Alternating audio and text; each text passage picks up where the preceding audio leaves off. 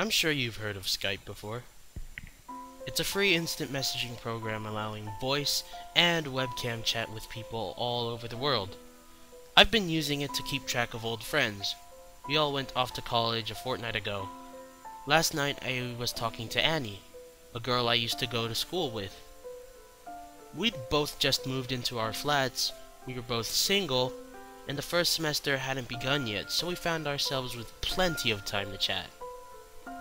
Usually, we'd Skype at least once a day. The stuff we talked about isn't usually interesting. She'd bought new headphones, and I had watched The Princess's Bride for the first time. It was just nice to have some familiar company amidst time of such great upheaval, you know? Anyway, it was a Tuesday morning. I'd been clubbing out the previous night and was pretty groggy and hungover. But I was awoken by the plaintive buzzing of a Skype call.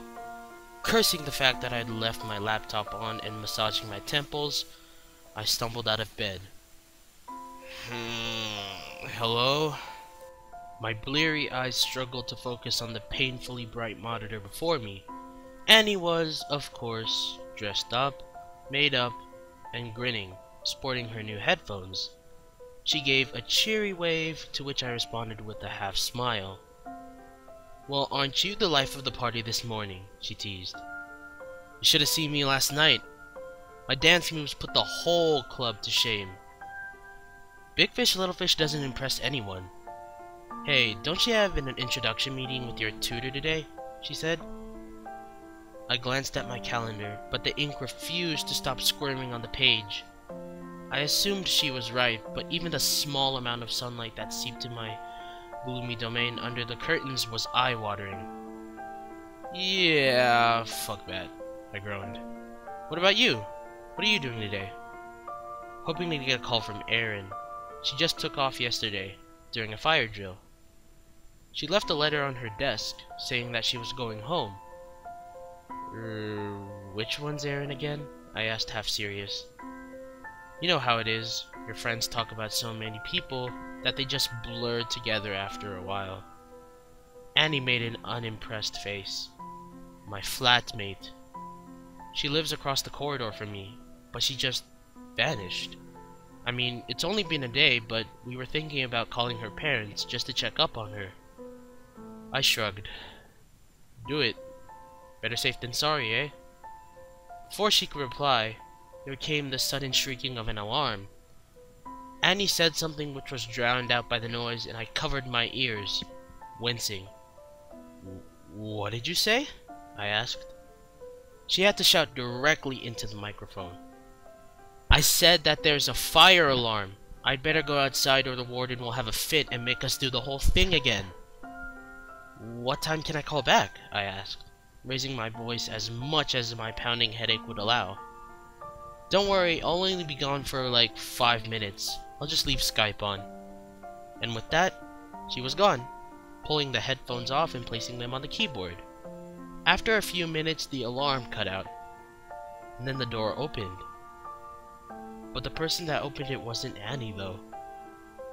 It was something that was wearing a blue paint-stained boiler suit, a beanie-style hat, and a mask made from the bleached skull of some kind of goat or sheep. My eyes were drawn to its hand, however. A rubber glove wrapped around a hook, the kind you see behind the counter in butcher shops. For a few seconds I just sat there, numbly wondering if this was Annie playing a creepy joke on me. Then I snapped into action. "What the fuck do you think you're doing?" I yelled. "Who are you?"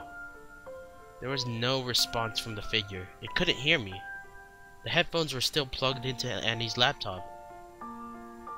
It simply stood there, taking in the room. 10 seconds later, it began to approach the desk. I fumbled for my phone. I had to warn Annie. I selected her number from speed dial, not taking my eyes off the figure on screen. It was peering intently into the camera, eyes glittering behind empty sockets. The masked figure froze.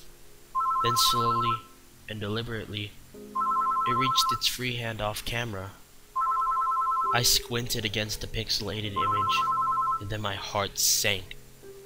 It was holding Annie's phone. She had left it on her desk. The figure cocked its head to one side, throwing me what I presume was supposed to be a pitying look, before it hit the off button on the mobile and placed it beside her laptop. It reached into its pocket, produced something white, and dropped it atop her keyboard. I only saw it for a second, but it looked like an envelope. It wandered across to her wardrobe, opened the door, and climbed inside, stooping to fit. It hesitated as it did so, and turned to look directly at the webcam. The light caught its teeth, as though it were flashing me a cruel grin. Then it pulled the wardrobe shut. I glanced down at my phone and I had to call the police. There was no question of that, but even as I dialed the first 9, I realized the futility of the gesture. There would be the bother of them finding and contacting the department in Annie's city, 50 miles away, though I called anyway.